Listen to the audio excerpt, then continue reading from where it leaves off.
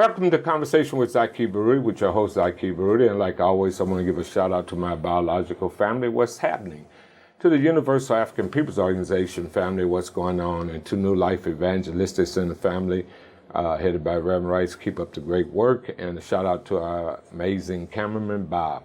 On that note, we're going to have another great show because in studio with me is a longtime community activist who is presently the community outreach coordinator for UAPO, which stands for Universal African Peoples Organization. And I'm speaking none other than Gwen, Imani, Cogshell. Welcome. All right. So, first of all, foremost, when I have my guests on the shows, I always like the listeners, the thousands of listeners who's, tune in to know a little bit about who I'm interviewing. So wherever you want people to know of Imani, please share. Well, a lot of people think I'm very outspoken, but my mother, when I was 12 years old, introduced me to Ivory Perry and a Black Panther named Jerry Shumpert. And also I was associated, spent a lot of time with Miss Marie Fowler in the West End community. So that's why I got that spirit of activism from those people. Oh, okay then. Okay, so you stand on the shoulders of people here in the St. Louis community that were about trying to uplift the community. Exactly. So that's your background coming on up. Yes. Okay, all right. So with that said, as community outreach coordinator, first of all, why did you join the UAPO? Well, actually, I joined UAPO because you all had a play over on Natural Bridge, and that's when I first met you. You all were doing it was some kind of play being held, and I was with Acorn at one time, and because I'm so radical, I joined you all because you all were standing up for different things that was going on in the community, not just in St. Louis, but you all reached out to different parts of the diaspora, Africa, and, collecting books, and you all were sending stuff over to Haiti and doing things like that, and I just wanted to get involved in things like that. Oh, okay then. Well, we have always appreciated you being a key member and being the community outreach coordinator. You develop a concept of reaching out to one of the local schools and working with them. Would you share that school and what kind of work where you have been doing on behalf of our organization and our organization with you doing? Well, I reached out to Walbridge School because a lot of our schools... Which is an elementary school. It's elementary. All right. Walbridge STEAM Academy, located in Walnut Park area. And I went over there because... that's supposedly where a lot of crime was, and we just wanted to go over there and sort of assist them because we wanted to keep those numbers up because we know if enrollment gets low that they end up closing the school. So we wanted to try to try to be assistance to the principal, Ms. Moore, to make sure that the students and the parents had what they needed because Ms. Moore understood that the people over in that community needed more than academics. So she had they had like a washing machine over there where kids can wash their clothes, and so we started supporting them. She also had like washing powders and like a commissary where people can come in if the children needed soap or anything that they needed, they can come there and sort of like shop on the weekend and take home the things that they needed. So we we want to support something like that. And also 70% of those kids that went to Walbridge, they walked to school. And so we noticed the kids were standing on walking to school with no socks, no gloves and hats to deal with the element. And so we just took that on as an organization and say, hey, we're going to start collecting and we're going to start supporting this school as best we could. And each year we have provided those needed items in large quantities to Walbridge. Am I correct? And we do. And we were supported by different organizations like the Boppers and different people who every year came together, and we would collect these items from people in the neighborhood and the community. Right. And they overwhelmingly gave. Right. Which And also the school, again, want to reemphasize is in a very impoverished area, and the need is great. And that speaks to why people should be out here trying to help other folks, Right. in terms of that. And that's why I always appreciate the work that Reverend Rice does with the homeless people. So with that said, you are also now involved in a major project, which you are leading the charge, saying our community center is not for sale. What is that about? Our community center is not for sale. And is that photo of the center, is that what you're speaking of? Yes, that photo, a lot of people don't know it as Yalem, but that's where everybody think that building was owned by Demetrius Johnson, but actually the building was leased out by the city. And the community came to me when the building was closed and asked me what is going to happen to our community center. And I told them that I really don't know what's going on. They asked me who owned it, and I told them I really didn't know. So I told them I would do some research. So when I went down to City Hall, I looked up the deed, and I found out that in 1968, the Jewish community donated Yalem Center to the community, and in the deed, it specifically said that the building be used as a community center. So, and in that, what year again was that? That was in 1968, January the 8th. Okay then, all right.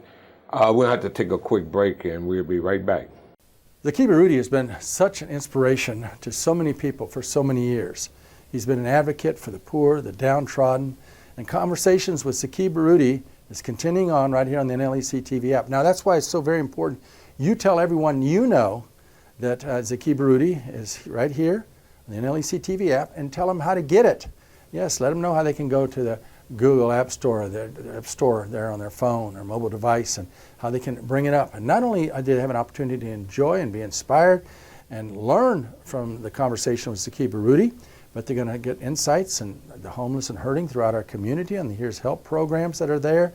There's inspirational programming, and not only is it on NLEC TV, but there's the great classic movies and inspirational creation videos that are there, and even a 24-hour radio show that's on the Here's Help Radio Network. That and much more right there waiting, and it's all free of charge on the NLEC TV app. So do yourself a favor by sharing the good news with your family, your friends, and most of all, they can discover that there's hope. Yes, hope through the love of God, manifested through the resurrection of Christ, all waiting right there on the NLEC TV app. Now, if we can be further help to you, call us at 314-421-3020 here at the New Life Evangelistic Center, or go to nlecstl.org. We're here to help you, and now we're asking you to help others to discover the NLEC TV app. True faith will manifest itself in how we live and how we help others.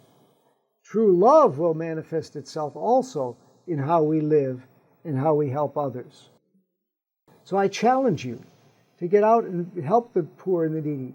New Life Evangelistic Center has many opportunities. You could become involved directly in our street outreach. You could become involved in making the sandwiches and bringing other forms of help, water and so forth, to help us as we reach out and help the people on the streets. You can be involved in other ways through our ministry. And you can challenge your church to become involved.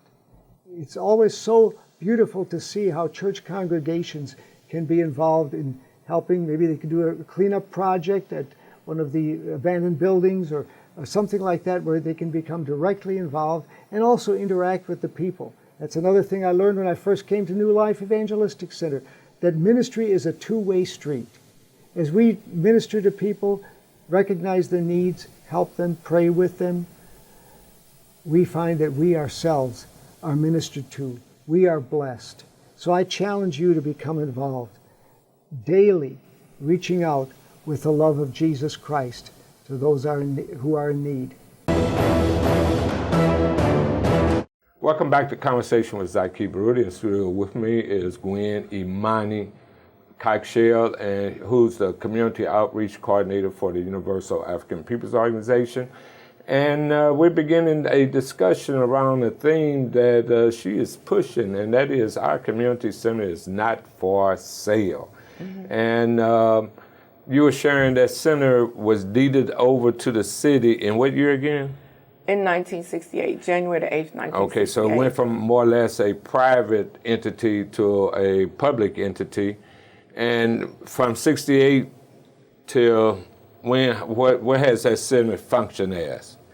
Well, I mean, or what kind of programs were in there, or what have you? Well, in 1968, I was 10 years old when they donated the building, and they opened it up because that was like we were migrating, blacks were migrating into this Academy Sherman Park community, and it was like a gift to us, you know, to let us know that we're welcome into the community. And so when we went into the building, it was like that's the first time I've seen people play handball, because it was 2 men in there playing handball. The building actually has a double basketball court, 2 handball rooms, indoor swimming pool, a large auditorium where once the Black Repertory Theater actually. Well, you know what, if we will, I'd like to kind of, for folks to picture this particular building. So Okay. there it goes. Number one is, how many floors? It's 3 floors It's and 4, with a basement. It's a basement, 3 Right. floors with a basement. At the top, you can see there used to be a restaurant at the top of the All the building. way at the top, kind of like center then. Right, in the center. Right. On the left side of the building is like you can look outside the building. It was like, you know, they had weddings and they had parties and different things. And around in the middle part, those are all offices. And in the left side of the building is like a beautiful auditorium with a stage and, like I said, Black Repertory Theater. Now, what floor are you on with the stage and the floor? On the first floor, Oh, to you're the on left. Okay, you're on the first floor. We starting Right. from the first. We went from the top, then we dropped to Right. the No, first. Right. The second floor was office space. Oh, it's completely It's office complete space. office space. Yes. Okay, and And, on the third floor is what now? It used to be a restaurant. You could see that it used to be a restaurant. Okay. Yeah, and so people used to give weddings in this building, parties. And what we're trying to do is, and Miss Fowler. Wait a minute, it's a key thing I had to intersect. Okay. You say used to. They used don't to- do it now? They don't do that anymore. I think that What has happened to the building? the building over the years, especially after Miss Fowler passed, has not been utilized to its capacity. You know, Demetria Johnson did some good things, but the city could have utilized the building more. They could have leased it out. You know, I feel like those office spaces in there could be leased out to different nonprofit organizations or businesses looking to expand. The average cost to lease a commercial space is like $5,000 in the city of St. Louis. So for them to not utilize this space, I thought it was just a misuse of a mismanagement of the building. Right. Now, when did the building officially close? When Demetrius Johnson passed. And how long ago was that? I think about a couple of years ago when he So passed. it's been sitting vacant. It's been sitting vacant. And now, what are the plans? Have the city come in to say, since they own the property, have they came into the community say, this is our projection of what we're going to do with this property that's sitting, just vacant, that eventually could be vandalized and everything else and deteriorate? Have they came into the community to explain the future use? Well, they haven't came into the community to say what's going to happen to the building. It's rumored that the building is going to be up for sale because the city doesn't want to invest any money into the building. But we feel with all this stadium money, this $250 million, got these ARPA funds that you have with the crime we have in the city of St. Louis, with the mayor being quoted dozens of times, the importance of recreation. We were thinking that the money was going to be poured into this recreational center, so that's what we were thinking, and we were hoping that will be done, but we haven't heard anything. And that building also contained a swimming pool, right? Yes, and the thing about the swimming pool, and I have to go back, because Sodan High School is right next, a block away from this recreational center, and back in the day, we used to leave, and I just have to say this, the way you destroy a community, first you have to destroy the educational system. The people I met at elementary school, we walked across the street to Enright Middle, and then we walked across the street to Sodan. We used to all go home. We used to do our homework, and we used to all meet up at Yalem Center.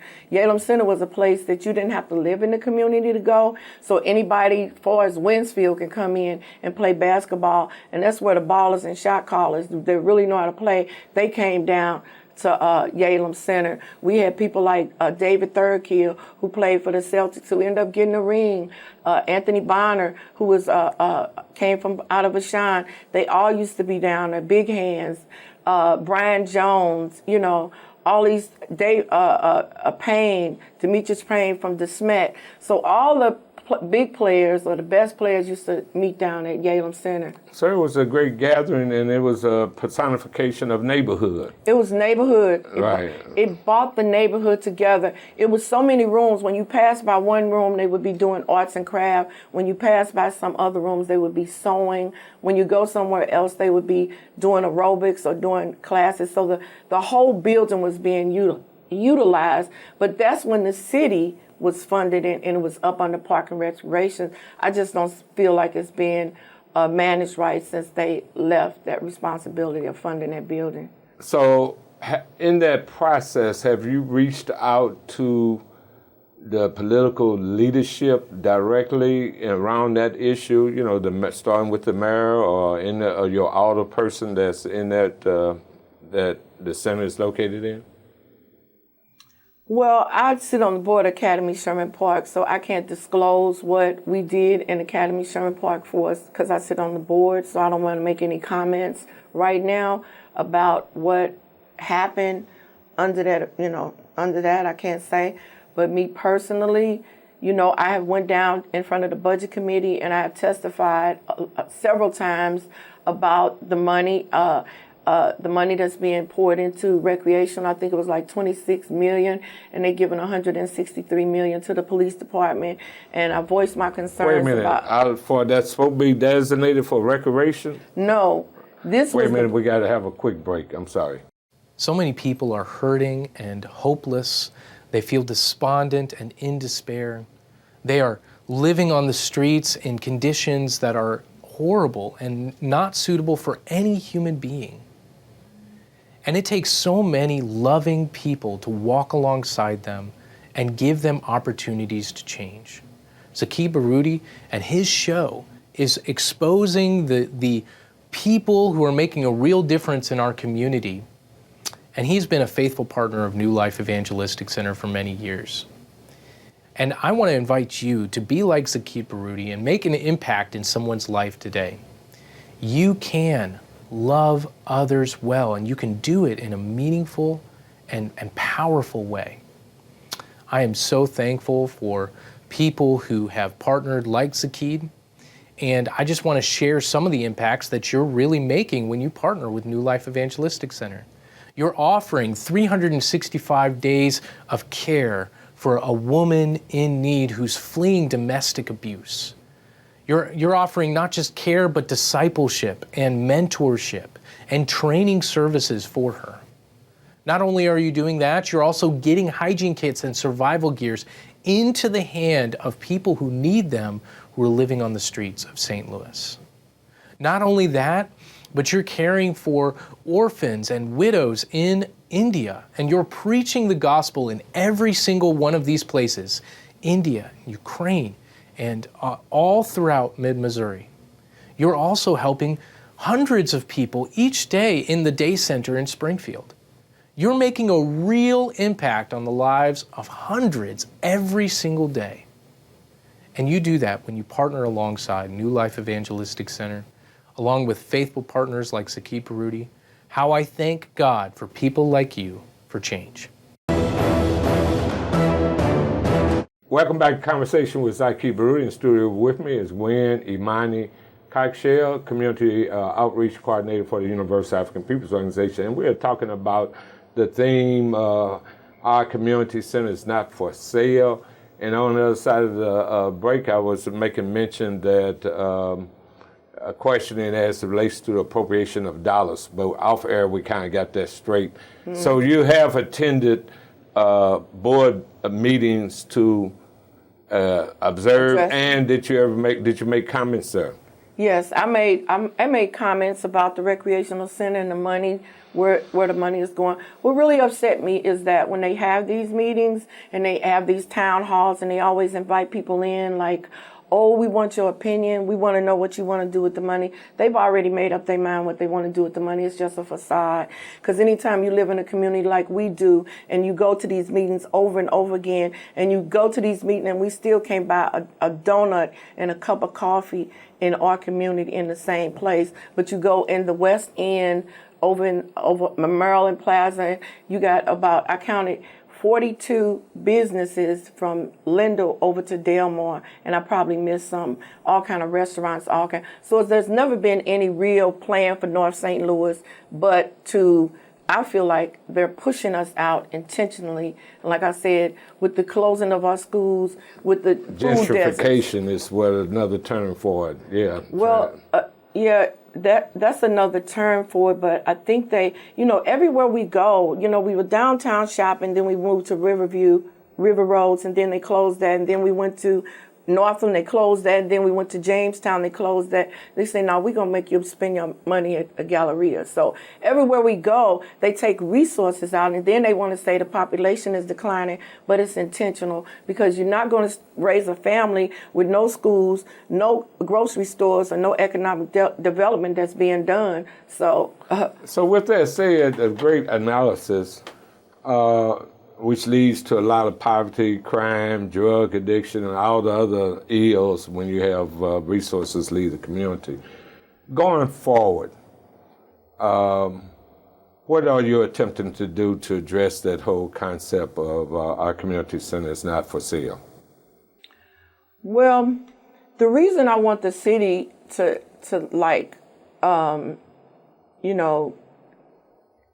come back and get it up under the park and recreation. The city, they say, is growing. We only have 2 or 3 recreational centers. This building is, as far as I'm concerned, one of the most prized possessions. This is a diamond in the rough. We need to keep it. Absolutely. And if we could get that the picture of the building up again, and if I may, because I know you're moving forward to try to bring the community together to basically demand the city, with all that money that they have from, the stadium sale and ARP, to reinvest in that. Is that correct? Reinvest in that, and the way you do that is you lease those spaces out, and you can get your money back. You can get your money back, and we can still have the community, bring the community together. And I just want to say one thing. The young men in the 5200 block of Maple don't know the ones in 50, because when you close the school, they went in different directions. So they walk by and they don't know each other. This is how you bring the community back together, and that's what we want to do. We want to make it a hub. Absolutely. And one more time on that building. I just like just the sketch. And I know at some point in time you'll be calling the community together, but I like to put this out there first as we talked off air. This could be led by you, the Renaissance, which means rebuilding, rebirth, that is, of the North Side. Look at the potential of that building. It's really awesome. So, we are going to, as an organization, stand with you in that process, but, and we'll conclude our conversation on the other side of the break. The beauty of God's creation is all around us, but we're so much on the move that we don't even stop to smell the flowers. Just move, quick. Let's stop in the middle of creation. Let's begin to see the wildflowers that are bursting forth that we don't even notice. Let's breathe the fresh air. Let's behold the wonders of God's work. Let's begin to relax and do what Jesus said, that we cast all our cares before Him because He cares for us. And we see His cares for all of creation all around us. We don't need to worry. Let's learn from the birds. Let's behold the beauty of the flowers. And let's let the power and love of Christ flow in us at this moment as we take a nature prescription and move in the middle of God's creation at this moment. Call upon the Lord in the day of trouble. He'll heal you, He'll deliver you. Go outside, spend time outside, and experience the healing power that's available to each and every one of us through God, the great creator of heaven and earth. We give thanks for all that God is doing in the life and work of New Life Evangelistic Center. For 51 years, we've depended on God working through people like you to minister to the lives of so many in St. Louis and beyond. And we give God the glory. We give Him the praise. And you can too by giving thanks with your tangible gift to New Life Evangelistic Center. You can call us at 314-421-3020 to learn about how you can volunteer or how we need your prayers. There are so many ways that you can get involved by calling our number. Or share your tax-deductible gift to P.O. Box 473, St. Louis, Missouri. P.O. Box 473, St. Louis, Missouri. Zip code 63166. Share today and experience God's blessing in your life. Welcome back to Conversation with Zaki Baruti. We only have a couple more minutes with Gwen, Imani, Cogshell, and on the next show I'm going to have you on to explain what Imani is for our people. But anyway, faith. I got faith that it's going to work. Right. I know that's right. So why do you want the city, why not sell it? Why do you rather for the city to invest in it?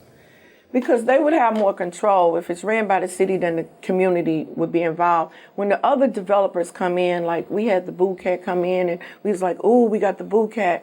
They coming in and they saying, you're going to be included. But the fact of the matter, you charge $3,500 to rent that space in a community that most people qualify for food stamps. So I don't look at that included. The glass house where you got to pay thousands to rent it. So when you're saying inclusive and we're going to be included, that's not the case. And so I want the city to control this building because I know if their money is in it, then the community is welcome in it, and we don't have to beg for space. We don't have a space to organize the community. We have no place. We always have to ask somebody. So with this space, we can do like Marie Fowler, God rest her soul. Her spirit is in me now. I can feel her.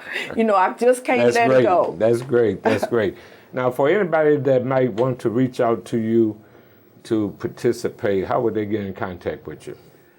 Well, I'm going to be posting things up. Well, you can go on our website. We're going to have a place on our website where you can go and scan a barcode and leave your name and your information on there, and we'll be reaching out to you. And you say our website? University African People's Organization. Universal African People's Organization. Okay, it's www.uapo.org.